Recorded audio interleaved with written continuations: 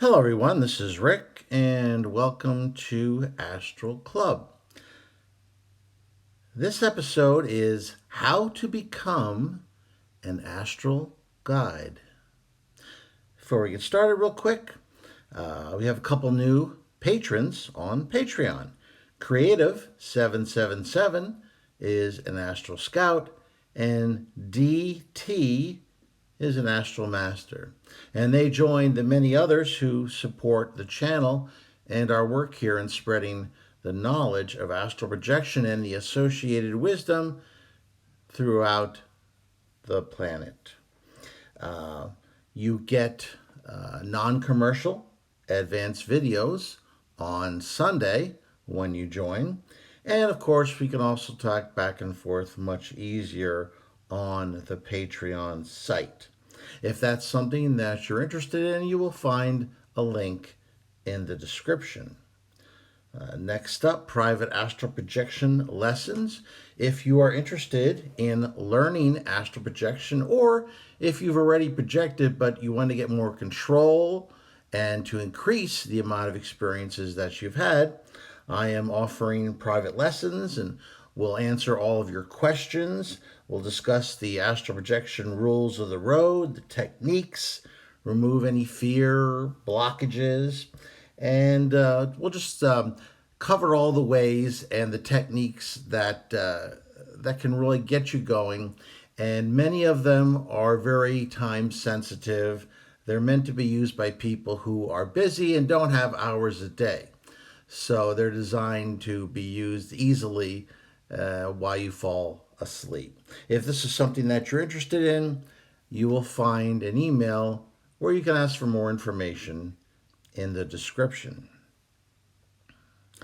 How to become an astral guide. The idea for this video actually came from Creative777, who, by the way, is the same person as Creative777. Apparently, Patreon allowed her to have that particular name, whereas it was probably taken on YouTube, so she went with Creative. At any rate, she asked a very interesting question. Could someone become an astral guide for the wrong reasons? For example, to avoid reincarnation, and not because they want to help others? I think that's a great question, and I'd like to discuss it. And I'd like to discuss at the same time how one becomes or can become, or the process of becoming, an astral guide. First up, there are a number of different entities on the astral plane who are always looking to help humans, to help souls. However, it is much more helpful for an astral guide to be someone who has had past lifetimes on Earth. Now, there's many extremely advanced entities who are interested in helping, but they haven't had lifetimes on Earth. So it's more difficult for them to truly identify with these souls who are undergoing the reincarnation process on the current planet Earth. Whereas people who have had lifetimes on Earth over the past few thousand years or so, it allows them to become much more helpful and sympathetic to the souls who are undergoing the reincarnation process, because they went through it themselves. So they understand the challenges and just how difficult it could be in a way that these much more advanced souls just don't get. My initial answer to her very interesting and thought-provoking question was as follows. There is no lying or deception that will allow you to act as a guide. Firstly, you must teach from the heart and mind on the physical plane. Next, to qualify, you must be willing to sacrifice your own interests for those you serve or guide. It's much like being an artist. You can't fake it. You give of yourself with no guarantee that you will receive anything in return.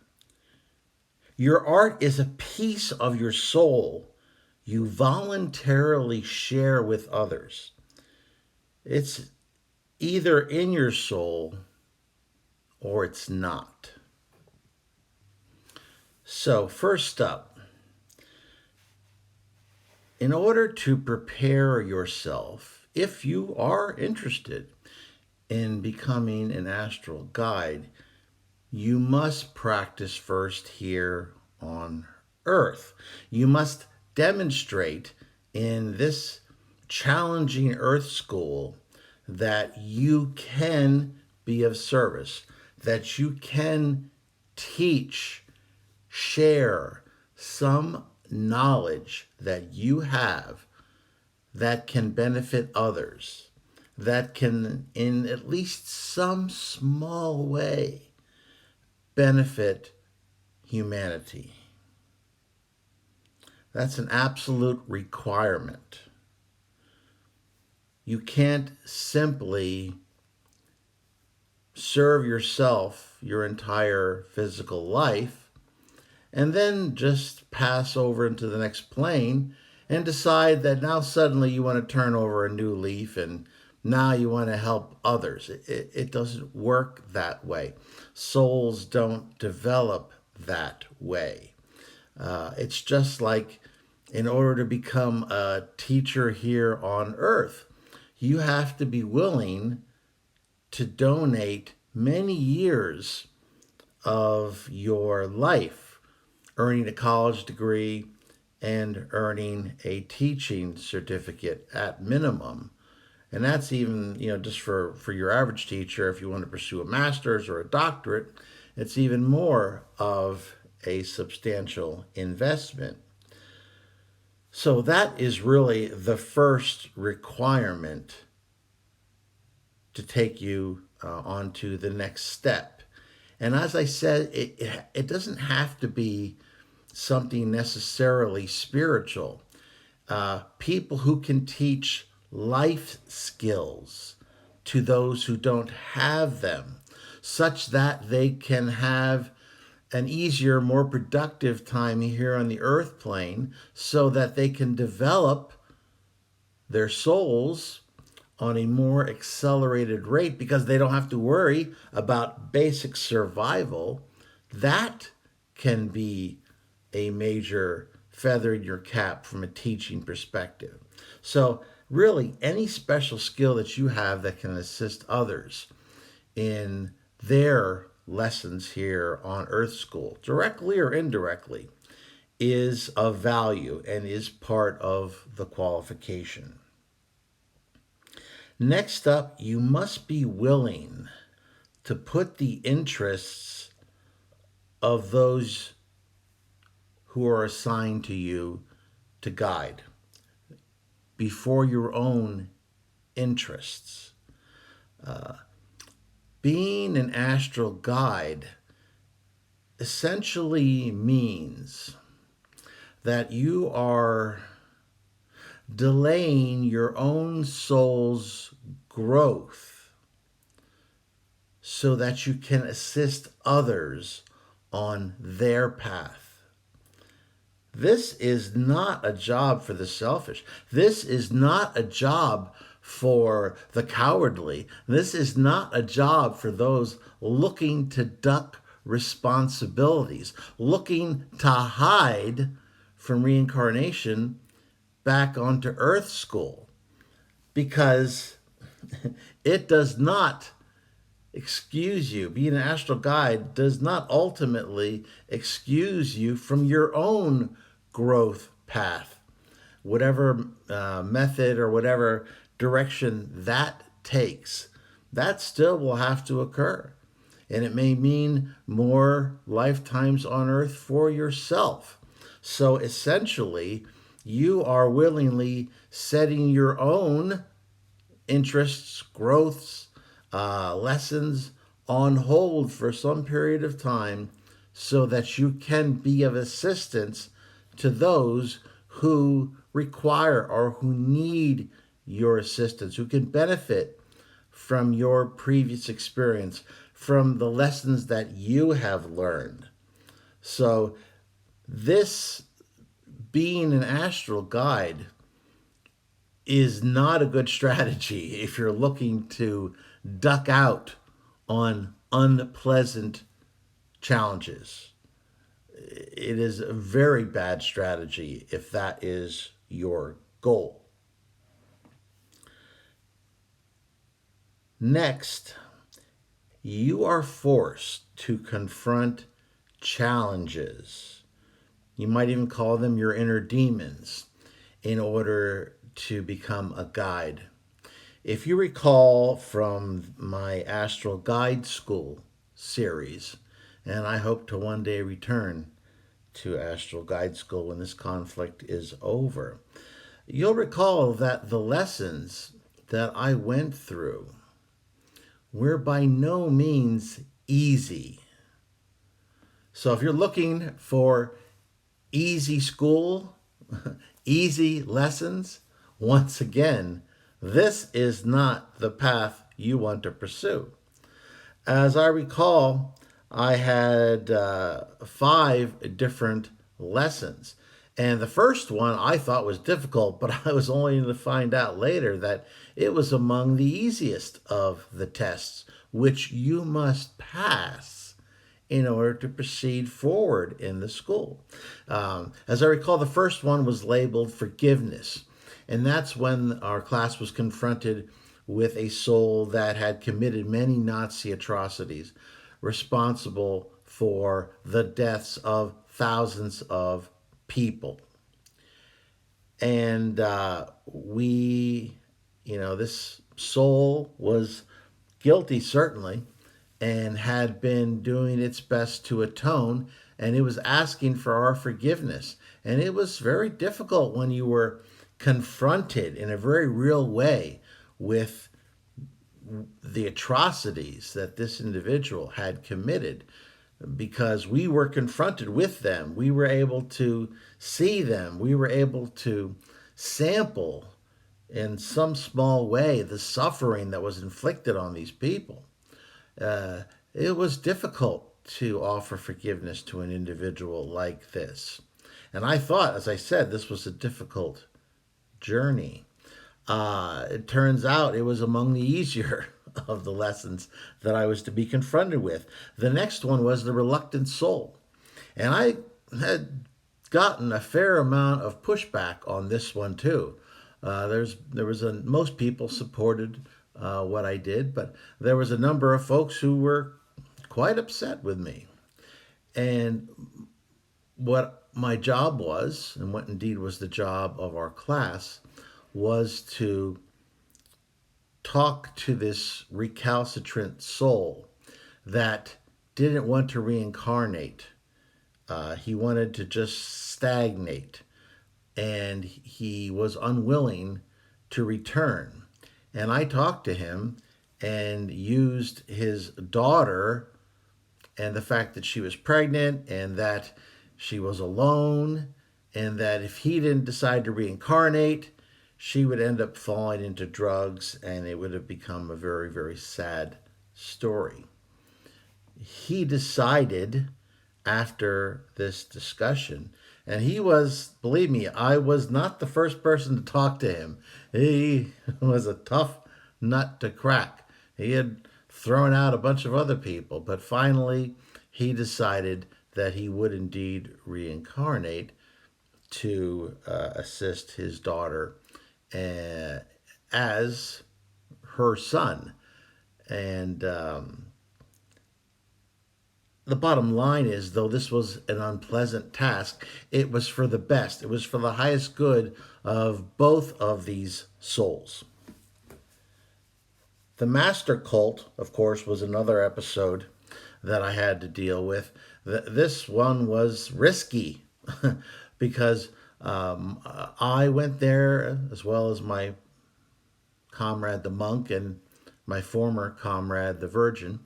And we had to go there and observe what was happening in this master cult and see if we could talk a few of these souls who were being parasitized by this master figure, to see if we could get them to start thinking for themselves and perhaps start a rebellion. But we were warned ahead of time that it was possible that we could fall under the sway of this individual. And I felt his power. And indeed, so did the monk.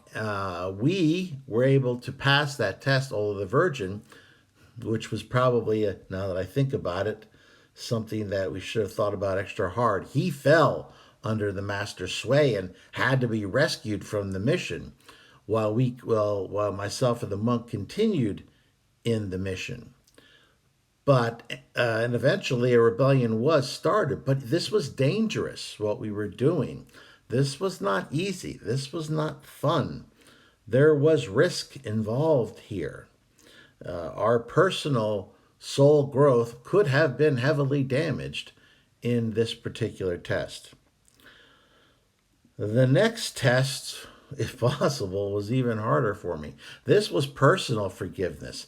I was confronted with some of the bullies that I had as a child, the ones that have since passed over. And I was quite surprised that so many of them had passed over already. I mean, I'm only, 61 years old. So it's kind of scary that people have already passed over. At any rate, I was often confronted with bullies as a child because I was different. I didn't quite fit in with everyone else. And unfortunately for me, my bullies seemed to always come in twos. So I always had two individuals I had to contend with, which made it all the more difficult. And I had to deal with each one of these individuals and be confronted with them and try to forgive each one of these particular individuals for what they had done to me, and try to understand what sufferings and challenges that they had.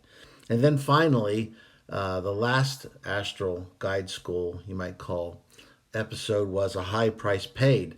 This is when we were invited by some of the former adherents who had started a rebellion against the master. We were invited to help free the remainder of the slaves to the master. And in that fight, I ended up having my soul matrix damaged by the master, which for a period of weeks put me in a very delicate position. It affected my family life. It affected myself. I became easily angered. I would have bouts of anger for no reason. I felt my personality changing and not for the better. It was a very unpleasant experience. Of course, eventually I was able, through a very dark and challenging process, to restore my soul matrix to its prior state. Next up, you have to defeat all your fears and prejudices. We all have them to one degree or another. Even if it's just, oh, I don't eat those foods because they're alien to me.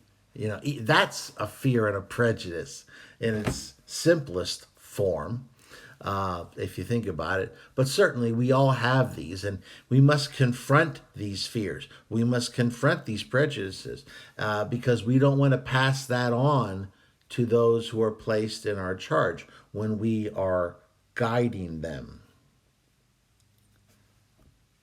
Lastly, there is a soul check. At least that's what I call it. You are confronted with the possibility that If you make a serious mistake in your guiding duties with an individual, you may take on some karma because of that mistake. So you stand a very real chance of incurring extra lessons yourself because of a failure, a serious failure to guide a soul properly. And it's not easy. If you recall, when I helped to guide Mary into her next lifetime, I had a certain number of individuals who pushed back on the advice that I had given her. Now, my superiors were pleased with my performance, but I certainly had my critics in the comments section, although most of the people, once again, were supporting me. The bottom line here is that becoming an astral guide is a rigorous process. It's not an easy process. It's a process that will try your soul, your bravery, the purity of your intentions. It will put all of these and many more to the test before you could become an astral guide.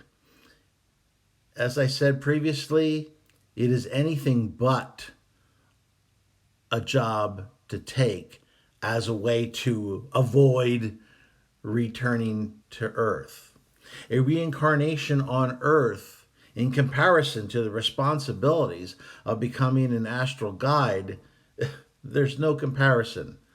The lifetime on Earth is a cakewalk compared to the process of becoming and the responsibilities of being an astral guide.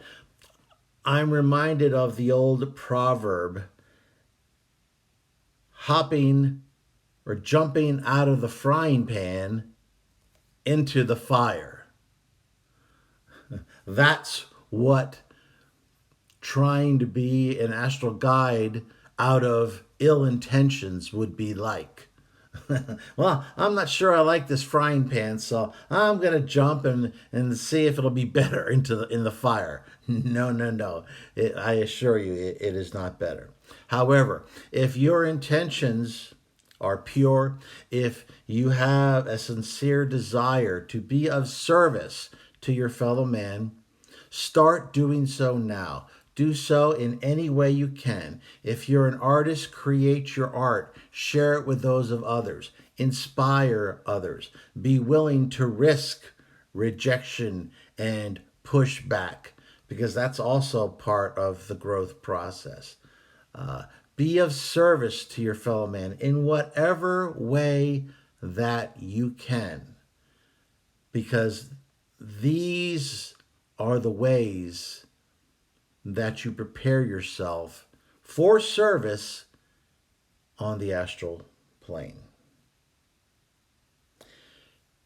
If you benefited or liked this video, please hit the like button. Share it with those of like mind. Subscribe if you haven't already. Please continue to leave your questions and comments. And don't forget, we have 2 videos now every week. I release one on Wednesdays at 2 p.m. Eastern Time US. And of course, we have the usual one at Saturday morning, 8:15 Eastern Time US. And as always, this is Rick, and I will see you on the astral plane.